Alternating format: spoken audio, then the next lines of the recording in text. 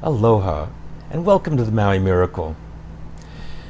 We know we're so blessed by many things here. That's the first miracle. Sometimes we may forget, but ultimately, most of us appreciate all that Maui gives us, things big and small. We love our small town environment, the open spaces. We see our neighbors at the store, we say aloha, we chat, lots of smiles. When we need to pull out of a driveway, cars often stop to let us in, sometimes in both directions. And there are many sacred places here. Maui's known for that. People come from around the world to experience that bond.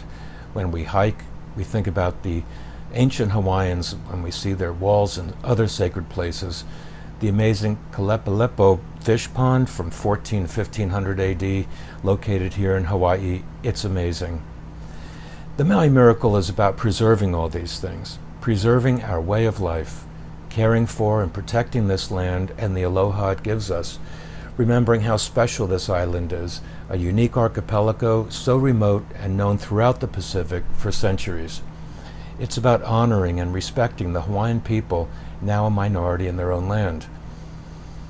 Altogether, Maui is a special place, as grand as the Grand Canyon in its own way, and just as worthy of protection from urbanization. However, Maui's in trouble. It's hard to notice with all the sunshine and aloha. Everything I mention here is on the Maui Miracle website, and it's well documented. But these difficult things actually lead to the second Maui Miracle and all the ones that will follow it. That's the good news.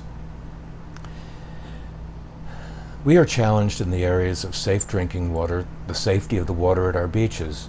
The health of the land and the ecosystem has been a problem for years, but it's not as obvious today as it might be in a few years. Developers and indeed leadership in county government have often had some degree of disregard for maintaining these sacred Hawaiian sites. Essentially, our way of life is under siege. Profiteers seem to be in control. The voracious appetite of mainland developers seems limitless. Watershed partners who influence how our water is distributed are almost entirely made up of those with real estate interests. The state sea level rise report indicates coastal areas of the islands that require what they refer to as an urban retreat plan. The state report talks about the need to recreate beaches farther inland above current sea level. As you can see on the MauiMiracle.org website, the county still shows much of these areas rezoned from agricultural to urban. The website has county maps for each area of the island. These should be priorities over covering the island with shopping centers and high-end residential that destroys our way of life, the rural and small-town atmosphere here that we cherish. And those hundreds of acres of concrete haven't added affordable workforce housing in any significant amount. Maui and Hawaii in general has the most unaffordable housing rate in the country, literally. More unaffordable than New York, Chicago, or Los Angeles. We can't afford to live here, but apparently it's easier to get a building permit for commercial and retail that we don't need over affordable housing we're so desperate for. By every measure, according to government reports, our island has already exceeded population levels that it could handle.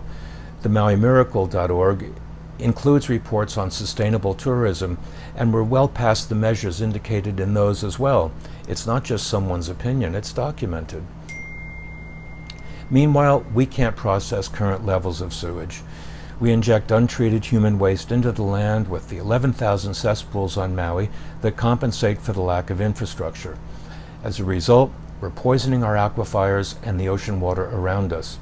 The state has determined upcountry a priority area to deal with in this regard. We are seeing the beginnings of bacterial contamination in the aquifer there already. We have the money to address much of this. We can do it. The willingness to be aware of these things and choose against them are central to the Maui Miracle. The solutions aren't so hard. We have the money to fix these things if it's handled properly. Over the years, the county has given away inappropriate infrastructure waivers to developers, many millions by some estimates. This is a problem that requires willing council members to have enough clout to tackle, and it's wasted money that could put a big dent in fixing what's needed to sustain the island as it is today, not to mention we're the ones that foot the bills developers are supposed to pay. The so-called establishment county council members voted down a modest tax rate increase in the 2019 budget recommended by the mayor for homes valued over $1.5 million.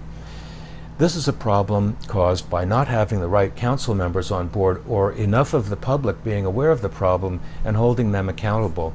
Perhaps they need the clout themselves to change the tax rates. This is more money that could go towards fixing our problems. Why are we giving this money away? Well, it's real estate interests that dominate the current government. But as I say, no one can make an island self-destruct. We have a say in what happens here. We simply need to make a choice as individuals and exercise our voting rights. Here in South Maui, we're looking at development on 75 acres on Pi'ilani Highway, somewhere around 750,000 square feet altogether. It's about the size of the commercial retail area between Tesoro and the Shell stations to be located beside it, and it was open agricultural land. Meanwhile, we probably have 400,000 square feet in empty retail and commercial space now. It just doesn't make sense to add more. Another huge retail store and entertainment complex is already in the pre-leasing stage, from what I understand. It fills the entire area between Azeka Shopping Center and Safeway. Located on both sides of Pi'ikia, it's so wide that it requires additional roads within it.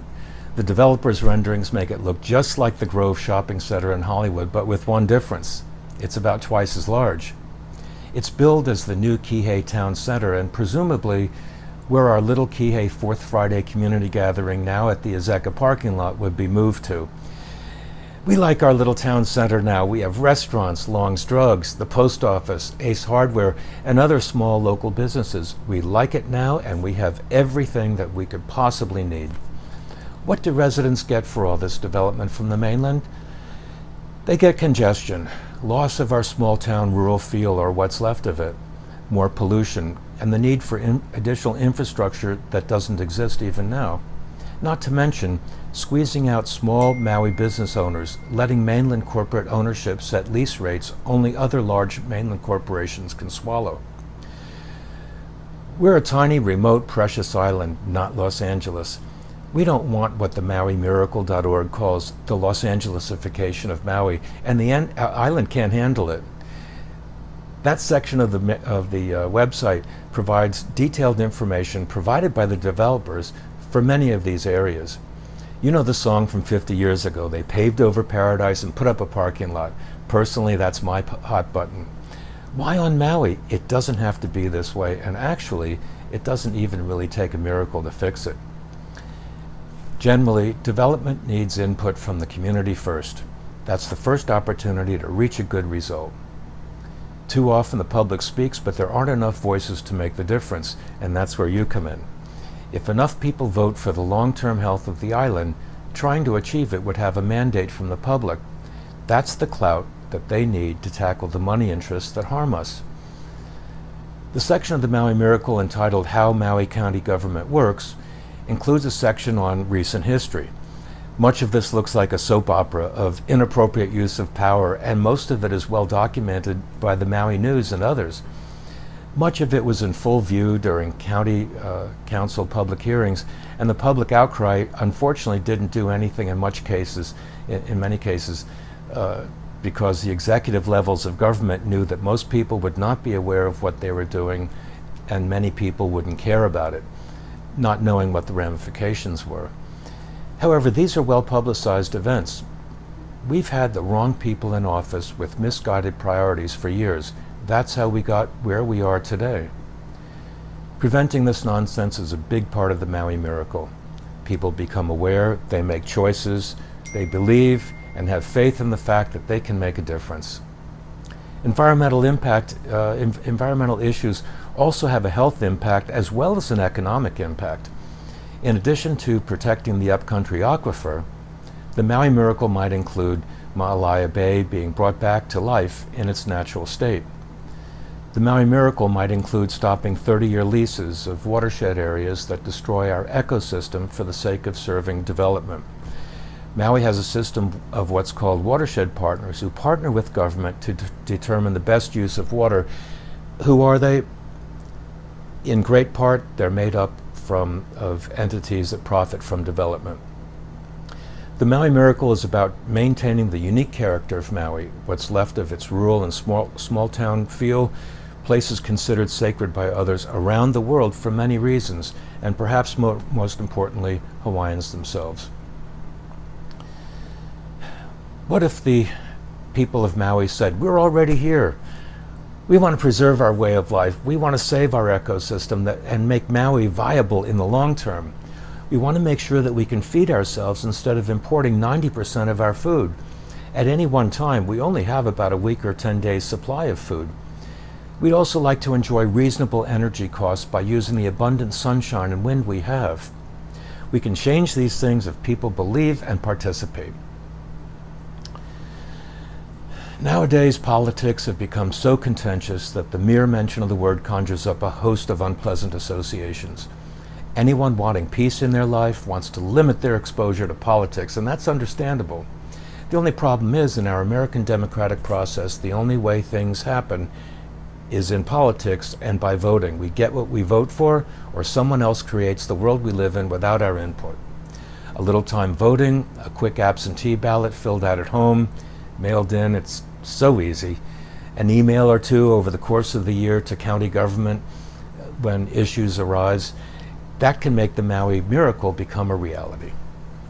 And that's the Maui Miracle. We care about the land. We care about that which is sacred, the last of its kind.